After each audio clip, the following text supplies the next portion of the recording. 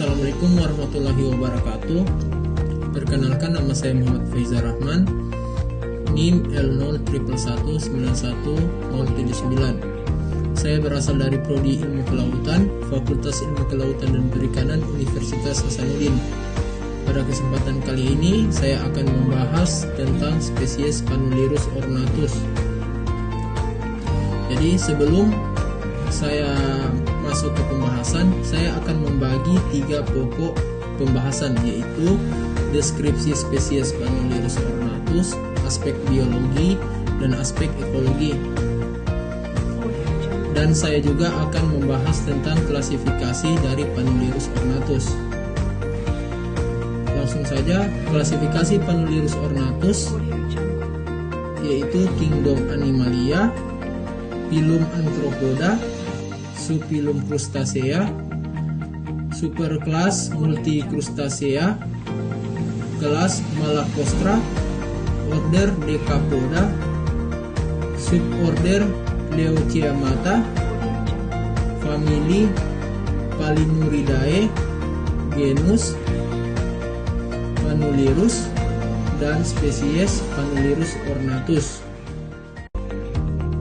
Sekarang masuk ke pokok pembahasan yang pertama, yaitu deskripsi dari Panulirus ornatus. Panulirus ornatus merupakan salah satu spesies hewan avertebrata dari Phylum Arthropoda yang hidup di dalam air. Ada beberapa ciri-ciri yang membedakan Panulirus ornatus dengan spesies Panulirus lainnya, yaitu lempeng antenula mempunyai 2 pasang duri yang terpisah dengan baik. Sepasang duri yang berada paling depan berukuran lebih besar. 4 kaki pertama tidak memiliki capit. Ruas abdomen tidak memiliki alur melintang. Bagian posterior memiliki ekor yang berbentuk kipas dan fleksibel. Lobster ini bisa mempunyai ukuran maksimal panjang tubuh yaitu 60 cm. Lanjut, sekarang kita masuk ke pokok pembahasan kedua, yaitu tentang aspek biologi dari Panulirus ornatus.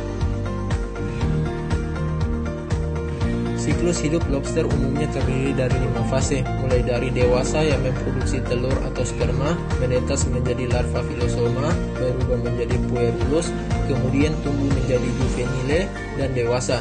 Reproduksi lobster diawali dengan tercampurnya spermatoid lobster jantan dengan telur betina, sehingga menghasilkan telur yang dibuahi. Pembuahan lobster marga Panulirus terjadi di luar tubuh.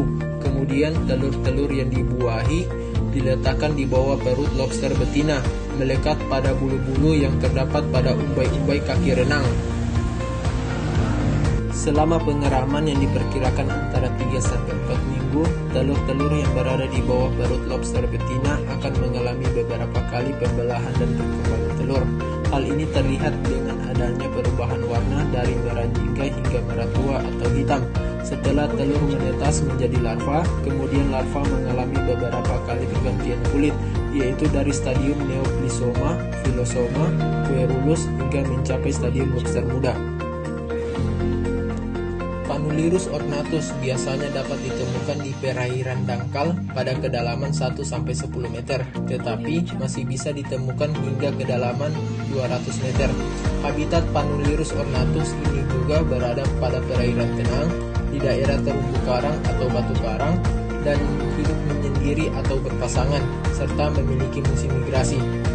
Panulirus ornatus juga dapat ditemukan di perairan yang sedikit keruh dan dapat hidup di substrat berpasir atau berlumpur. Sekarang kita masuk ke pokok pembahasan ketiga, yaitu tentang aspek ekologi dari Panulirus ornatus.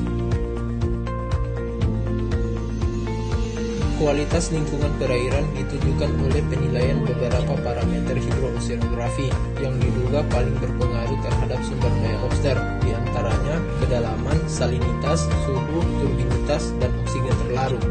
Salinitas, turbiditas, suhu, oksigen terlarut, sedimentasi, dan pencemaran merupakan indikator kunci bagi keberhasilan penyebaran lobster. Lobster merupakan organisme stenohalide, yaitu organisme yang memerlukan konsentrasi garam yang konstan dan tidak berubah.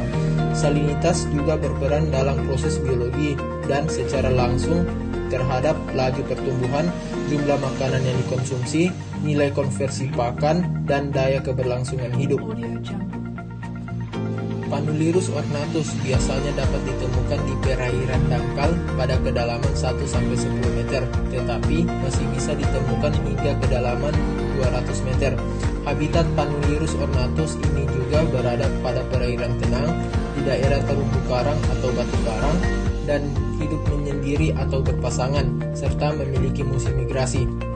Panulirus ornatus juga dapat ditemukan di perairan yang sedikit keruh dan dapat hidup di substrat berpasir atau meskipun habitat lobster jenis ini mampu mencapai kedalaman lebih dari 200 meter, namun pada fase juvenile, kedalaman optimal yang disarankan adalah 5-20 meter.